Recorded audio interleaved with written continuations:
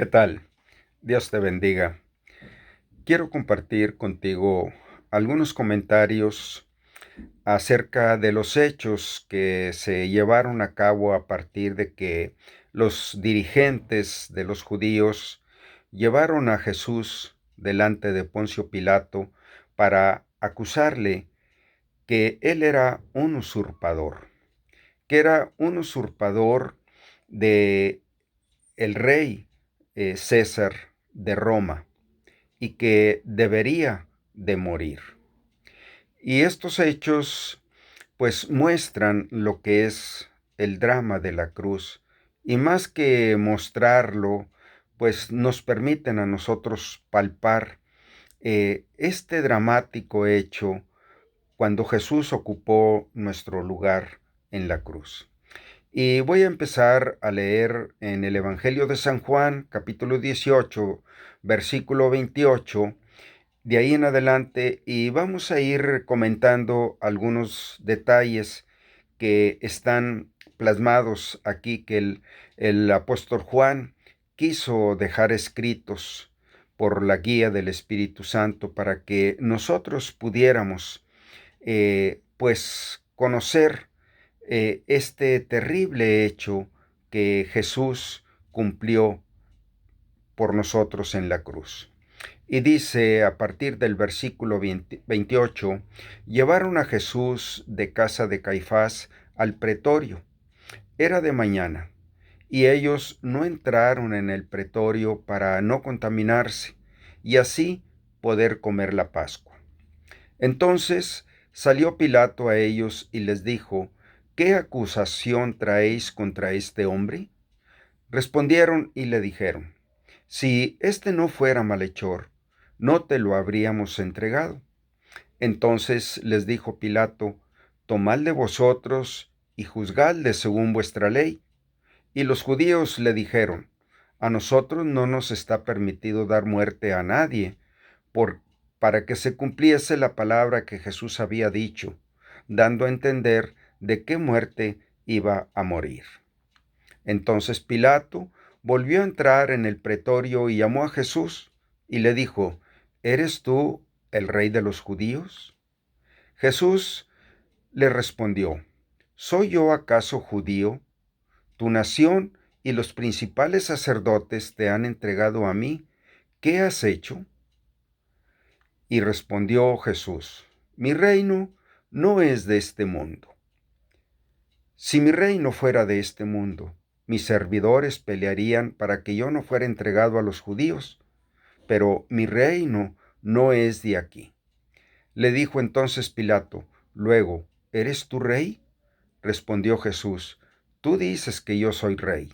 Yo para esto he nacido, y para esto he venido al mundo, para dar testimonio a la verdad. Todo aquel que es de la verdad, oye mi voz. Le dijo Pilato: ¿Qué es la verdad? Bien, vamos a comentar algunas cosas que podemos ir palpando aquí. Este es el relato más dramático del juicio de Jesús que tenemos en el Nuevo Testamento. El drama de este pasaje viene dado por el choque y la interacción de las personalidades. Aquí vamos a ver cómo se plasmó el sentir de los dirigentes judíos, de Poncio Pilato y Jesús. Por tanto, será mejor estudiarlo. Empezaremos por los judíos. En el tiempo de Jesús, los judíos estaban sometidos a los romanos, que les concedían una cierta medida de autogobierno, pero no les permitían dictar ni ejercer sentencias de muerte. Como se llama en latín, ius gladi. El derecho de la espada era atribución exclusiva de los romanos. En el Talmud, la gran enciclopedia de las tradiciones que convirtieron las Sagradas Escrituras en la religión del judaísmo, informa: 40 años de la destrucción perdón, 40 años antes de la destrucción del templo, se privó a Israel del derecho a juzgar en materias de vida o muerte. Por eso tuvieron que traer a Jesús a Pilato, para que le condenara legalmente a muerte y le mandara crucificar. Ese es el detalle del versículo Juan 18:32, donde dice, para que se cumpliese la palabra que Jesús había dicho, dando a entender de qué muerte iba a morir, que dice que todo aquello estaba pasando así para que se cumpliese lo que había dicho Jesús, refiriéndose a la clase de muerte que habría de sufrir. Había dicho que cuando fuera elevado, es decir, crucificado, atraería hacia sí mismo a toda la humanidad. Así está escrito en el Evangelio de Juan capítulo 3, versículo 14 y 15, cuando Jesús dijo, y como Moisés levantó la serpiente en el desierto, así es necesario que el Hijo del Hombre sea levantado, para que todo aquel que en él cree no se pierda, mas tenga vida eterna. Y en Juan 12, 32 y 33 dice, y yo, si fuere levantado de la tierra, a todos atraeré a mí mismo. Y decía esto, dando a entender de qué muerte iba a morir.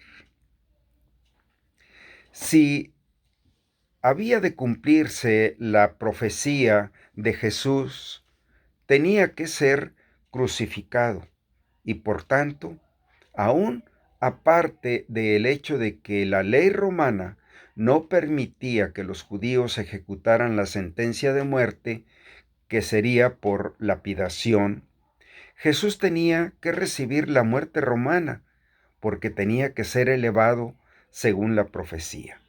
Y la ley romana, en este caso, pues mandaba la muerte por crucifixión. Y sin darse cuenta, los judíos estaban cumpliendo la profecía de Jesús, que era necesario que el Hijo de Dios fuera levantado para atraer a todos a sí mismo. Los judíos siempre han usado su poder político como nación y, aunque estaban sojuzgados por el Imperio Romano, nunca han dado su brazo a torcer.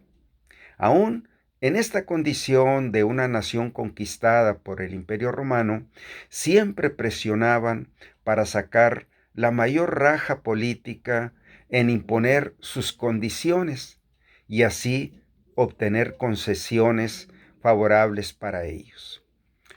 De principio a fin, estaban procurando usar a Pilato para sus fines.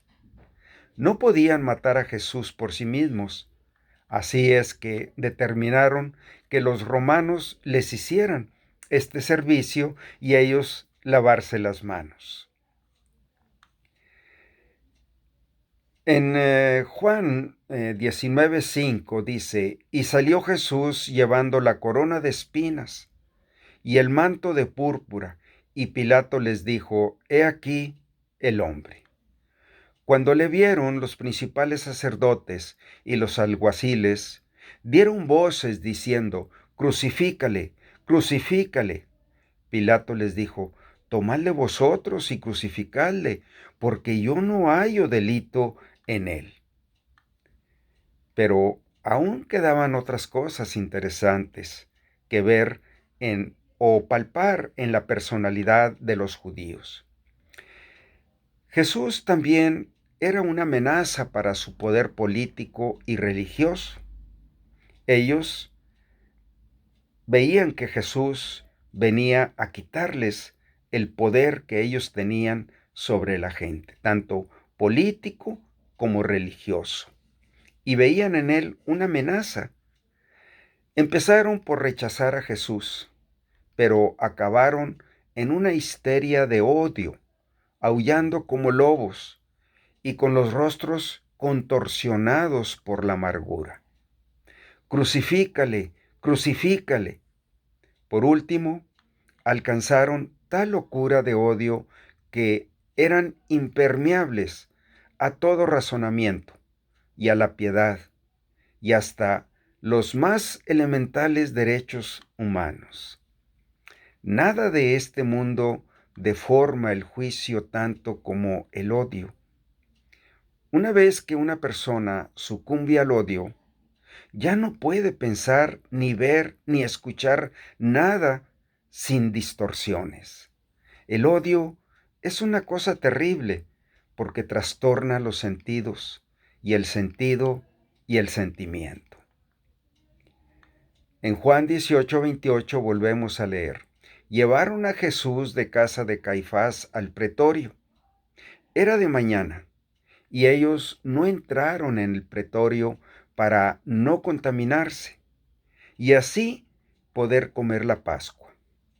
Para comer la Pascua, un judío tenía que estar ceremonialmente limpio. Ahora bien, si hubieran entrado en el cuartel general de Pilato, habrían contraído impureza en dos sentidos.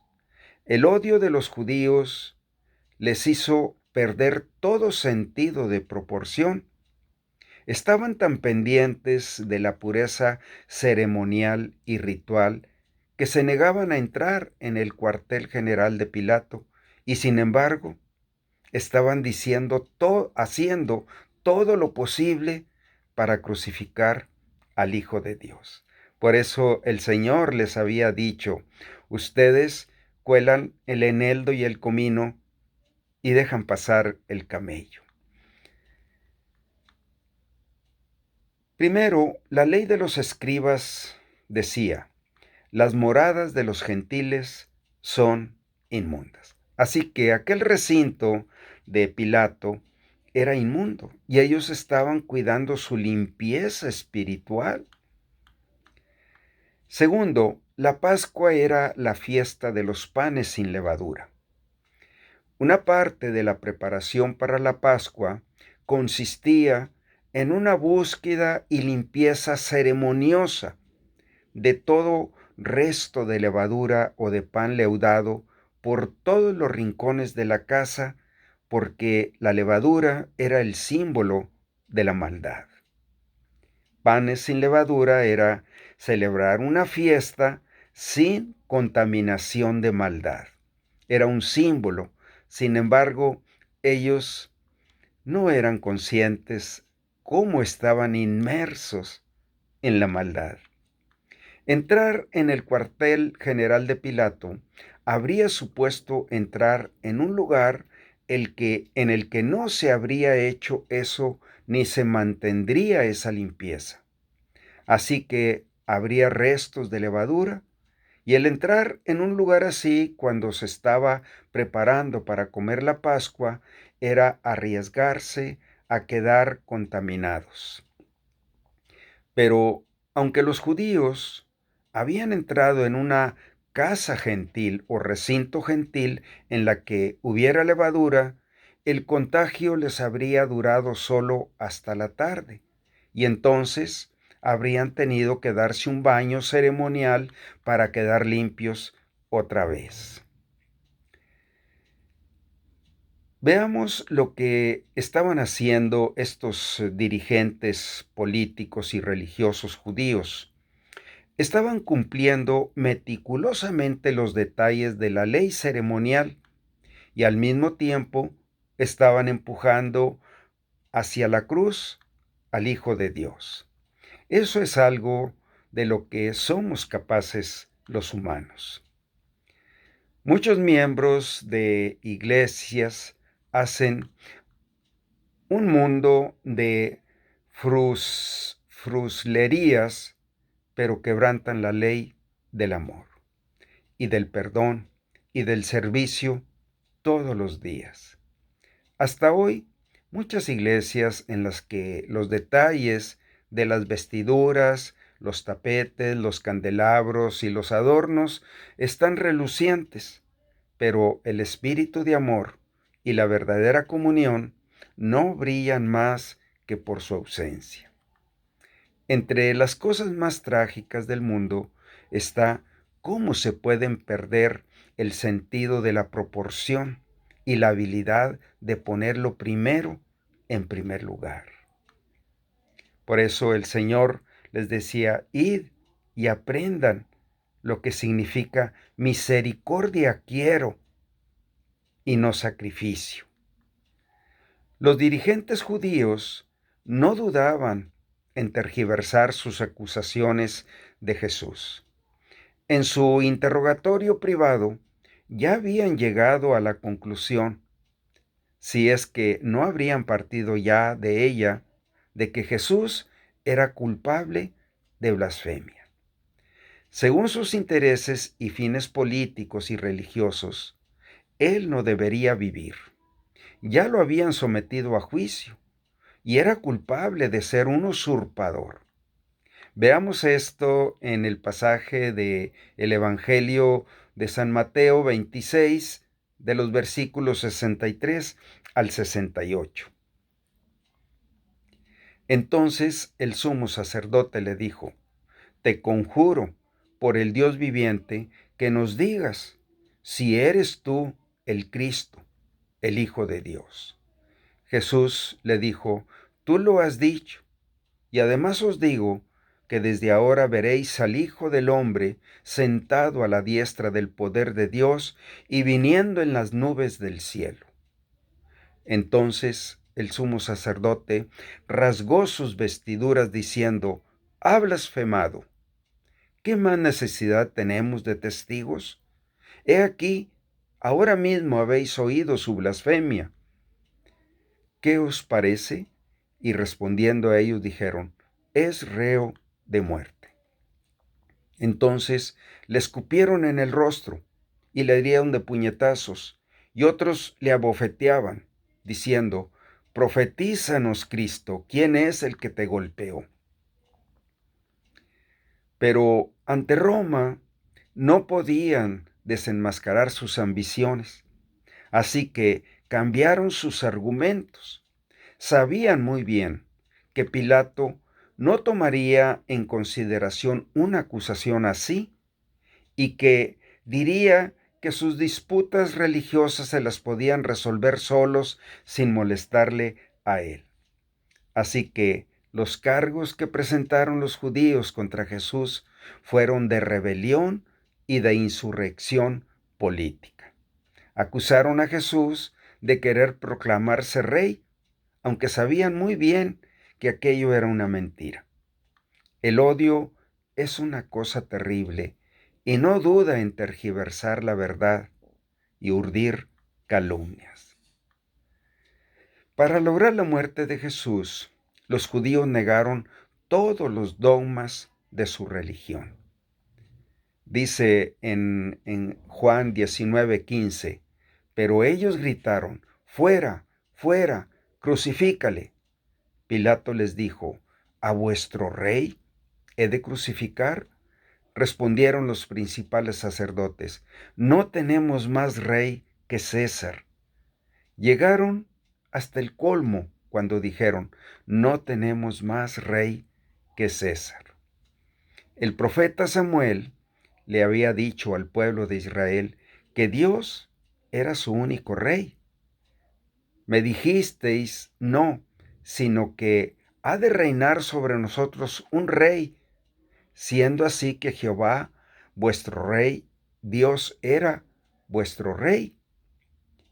Cuando los romanos llegaron por primera vez a Palestina, tomaron un censo para organizar los impuestos que tendrían que pagar como pueblo sometido.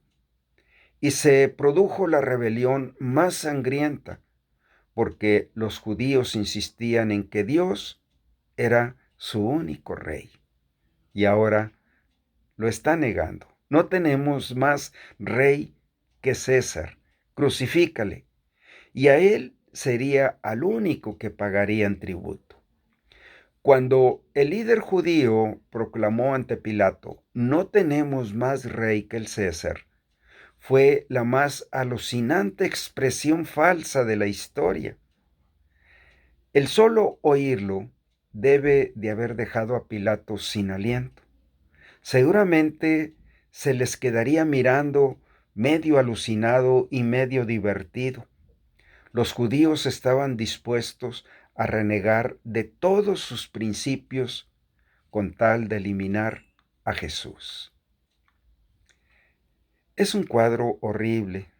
El odio de los judíos los convirtió en una enloquecida chusma de fanáticos y frenéticos vociferadores, pero sin perder su agudeza astuta y asesina. En su odio olvidaron toda misericordia, todo sentido de la justicia, todos sus principios, hasta Dios mismo. Nunca en toda la historia de la humanidad se mostró más claramente la locura del odio. Y dice en estos versículos de Juan 18, 29 al 31, entonces salió Pilato a ellos y les dijo, ¿qué acusación traéis contra este hombre? Respondieron y le dijeron, si éste no fuera malhechor, no te lo habríamos entregado. Entonces les dijo Pilato, tomadle vosotros y juzgadle según vuestra ley. Y los judíos le dijeron, a nosotros no nos está permitido dar muerte a nadie. Durante todo el juicio, su conducta es, por decir lo menos, incomprensible. Está suficientemente claro, no podía estarlo más, que Pilato sabía que las acusaciones de los judíos eran una serie de mentiras y que Jesús era totalmente inocente. Le dejó profundamente impresionado y no quería condenarle a muerte, y sin embargo, eso fue lo que hizo. En primer lugar, trató de sacudirse aquel caso.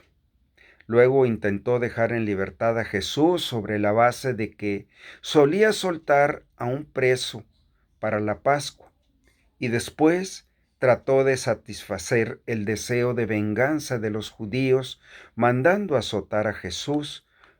Por último, hizo una última apelación, pero el caso es que rehusó en absoluto mantenerse firme y decirles a los judíos que no quería saber nada de sus asesinas maquinaciones. Nunca podremos empezar a entender a Pilato a menos que conozcamos su historia, que podamos reconstruir en parte por los escritos de los historiadores más antiguos del siglo I, Flavio Josefo, y por Filón de Alejandría. Para entender el papel que representó Pilato en este drama, tenemos que retroceder considerablemente en el tiempo. Para empezar, ¿qué pintaba un gobernador romano en Judea? En el año 4 a.C. murió Herodes el Grande, que había reinado sobre toda Palestina. A pesar de sus muchas faltas, fue en muchos sentidos un buen rey y consiguió llevarse bien con los romanos. En su testamento dividió su reino entre sus hijos, dejando a Antipas, Galilea y Perea, a Felipe, Batanaea, Auranitis y Traconitis. Las salvajes y casi despobladas regiones del nordeste y a Arquelao, que entonces no tenía más que 18 años. Idumea y Judea y Samaria, los romanos aprobaron y ratificaron esta división. Todas las provincias romanas se dividían en dos clases. Las que requerían tropas estacionadas estaban bajo el control directo del emperador y eran provincias imperiales, y las que no requerían tropas y eran pacíficas y fáciles de gobernar dependían directamente del Senado y se llamaban provincias senatoriales. La nación de Israel era sin duda una tierra conflictiva, necesitaba tropas y por tanto estaba bajo el control directo del emperador. Pilato fue instalado en el año 26 después de Cristo y siguió en el puesto hasta el año 35. O sea que cuando trajeron a- al Señor Jesús delante de él, sería el año 33 después de Cristo, que fue el tiempo cuando el Señor Jesucristo murió en la cruz. Palestina era una provincia peliaguda que requería una mano firme y sabia. No conoceremos la historia anterior de Pilato, pero suponemos que tendría reputación de buen administrador para ser elegido para la posición responsable de gobernador de Palestina. Había que mantenerla en orden, porque como se ve por una simple ojeada, el mapa era el puente entre Egipto y Siria. Pero Pilato fue un fracaso como gobernador.